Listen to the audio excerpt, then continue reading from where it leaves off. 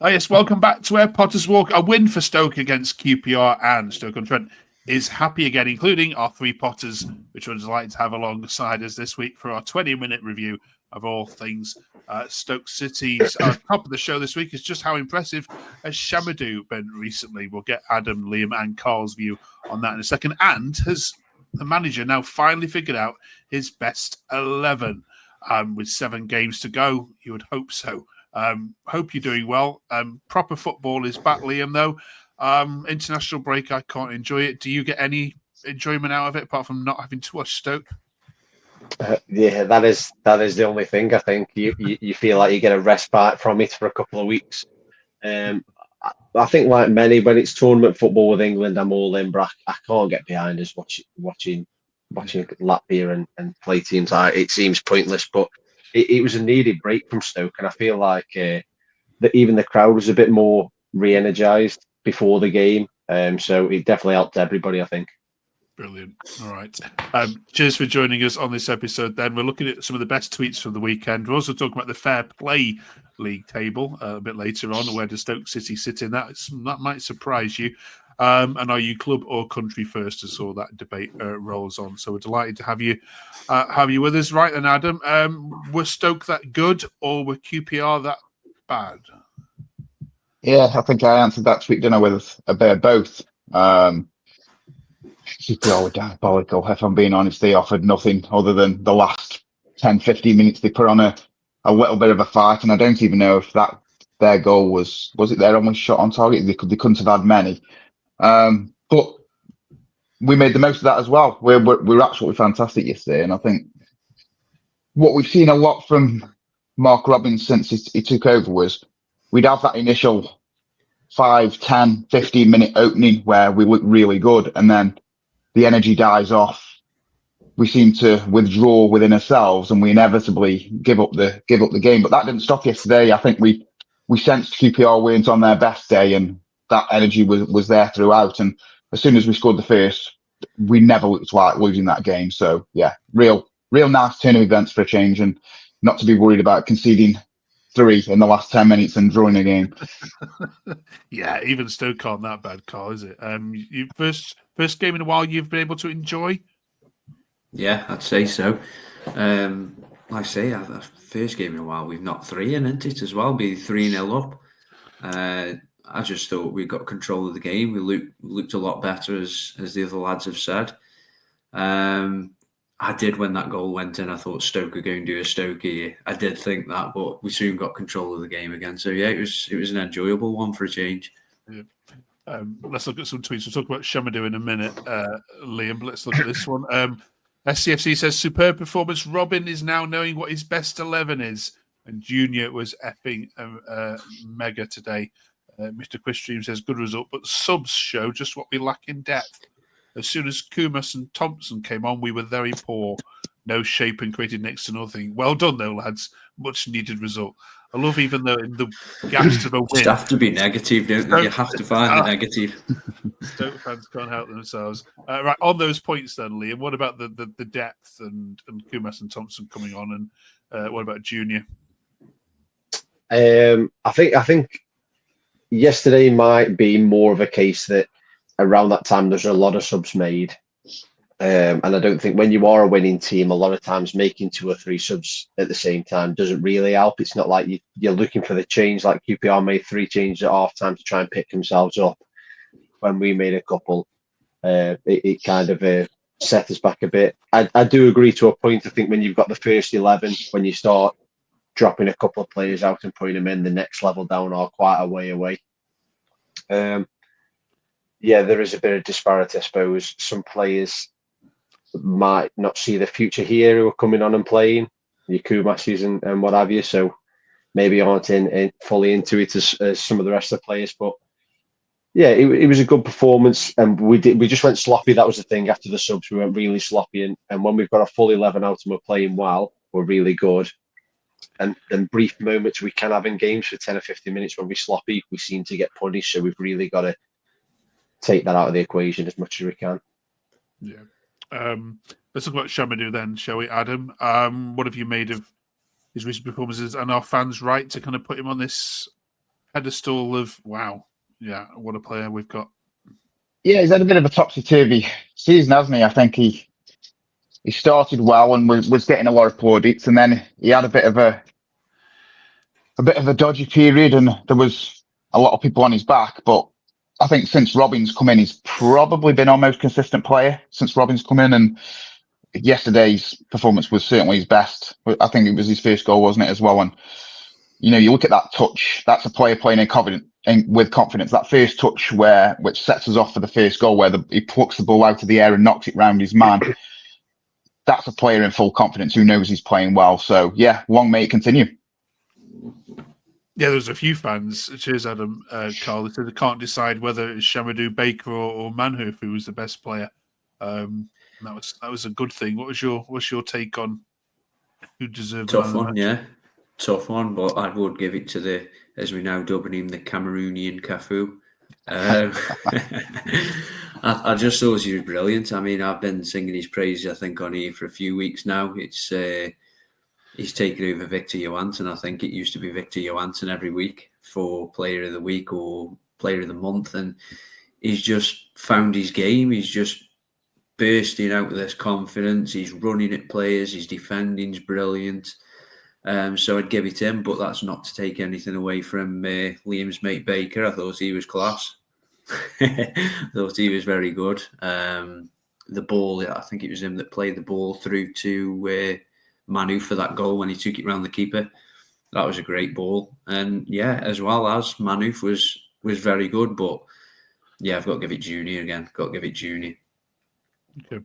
Let's look at a couple more we found on Twitter. Pibby says, win the next 7 and we'll be in the playoffs. Love the Stoke humour here. And then Peter sort of says, at least we have a manager who knows what he's doing. And on that point to you, Liam, the jury's been out, I think, for someone, Robbins, certainly more recently. But do you think now, from the style of play that you're seeing, that he knows what he wants to? He might not have the players to do it, but he does know what he's doing? Yeah, I think more than anything, even his first few games where it was a bit topsy-turvy, you feel quite settled with him. Nothing feels too rash or too over the top. He explains straight away, he says, look, we've got a lot of injuries, we'll do our best, and you're going to have to wait till some players get back till we can start seeing a bit more, because he was saying after this game that the players that come in for the injured players obviously aren't at the same level, and the players who are normally your first team players take an extra pressure on to try and perform, which doesn't help. But we played some really good stuff yesterday. I thought both fullbacks, for the first time I've seen in a while, were really dangerous all the way throughout, with overlapping runs. Baker in the number 10 role, when he's on it's just far better. He like Carl said, he run after everything yesterday. He really dug in. And he's found a nice balance now with Pearson, Berger and Baker in the middle. You've got a bit of grit, a bit of class, and a goal threat as well. So, yeah, he seems like a top guy. In more than anything, he seems like a top guy when you hear him speak. So, hopefully he'll do as good. Okay. Puts you on to 42 points then, Adam. How many more wins for safety?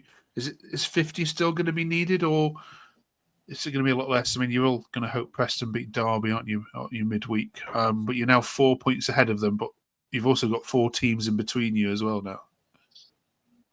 Yeah, I'm not going to stick a number on the board. I think we've seen teams below us when Derby started picking up points, like I say. Really tricky. 47 to 49 is that sweet spot, isn't it? But you've just got to keep winning. It's in our hands, isn't it? All we've got to do is keep winning these games. And as we've talked about in recent weeks, we've got those really tricky games coming up, and we've got to play some of the top 6. We've got to play 3 of the top 6, haven't we? Within those games. So the next 2 games, really, for me, if we can get a minimum of 4 points, and that's a big ask given that we've just got 3 points as well. So we're asking from 7 from 9. That's a huge ask given our form all season. But I think if we get another 4 points out of those 2 games, I'd be a lot more comfortable going into those big games towards the end of the season. We don't want to go into that game of Derby on the last game of the season, needing to win there. But you've got to have it done by then. Preston next, then Carl, and then Luton. Luton follow at home. How big is that Luton game? It's going to be massive, isn't it? Paul Eckingbottom's got Preston really solid at home. I don't think they've lost in a while. I think the home form is really solid. So it's a big ask at anything there. We should be looking to do something. So again, it'll fall down to the home games for us. If you can pick up points while you're away from home, that's a bonus. But you've got to make the home games count. Luton, they won at the weekend, didn't they? So they might be finding a bit of form as well. But you've just got to use the form that we've got at home, because we're pretty good at home as of late. So it's massive that Tuesday night game is against Luton. Yeah, absolutely. Liam, when we asked you a couple of weeks ago, you were still adamant that you'd stay up. Are you still now, based all these sides around you, still keep winning every week that you do? I think that's the only cause for concern, isn't it? That no matter what happens, you just can't seem to pull away. And it's obviously it's not just Stoke. 2 weeks ago, if you'd asked me, Oxford were out of it, and now we're only 3 points behind QPR, who were, where are they? At 14th, something like that. So, it is going to be nervy for everybody, pretty much from QPR downwards now, because it can change like that. I said 2 weeks ago, Oxford out of it. If you asked me a month ago, Derby, Luton, and Plymouth were pretty much gone, and we were only a couple of places above them, and you were looking down and thinking they're all gone. But like it happened last season, everyone at the bottom started winning all of a sudden, and nobody at the top can. Yeah. Cheers for that, fellas. Obviously, join us every single week for the next 6 weeks as we run through every single Stoke City game and pull out the best of social media and get everyone's thoughts on it. We're looking at the Fair Play League this week because there's some suggestions, Adam, that Stoke have been a little bit on the naughty side from other fans as we've been speaking to them in terms of sticking a foot in and picking up yellow cards. What's your view on that before we look at the data, whether backed up or not? Do you think you're a particularly dirty side? You know what? I haven't looked at the table, so I genuinely don't know where we're sitting on the fair play. But the fact that Pearson's been out for 3/4 of the season is always a good thing on there, because he's a walking yellow card. And yesterday he got another one, didn't he? But I can't recall, being particularly dirty this season. I can't recall that many sending. I know we've had one or two, but I don't think we're a particularly dirty side. Okay. So the data says that you are the third dirtiest side in the division, behind Preston and Portsmouth.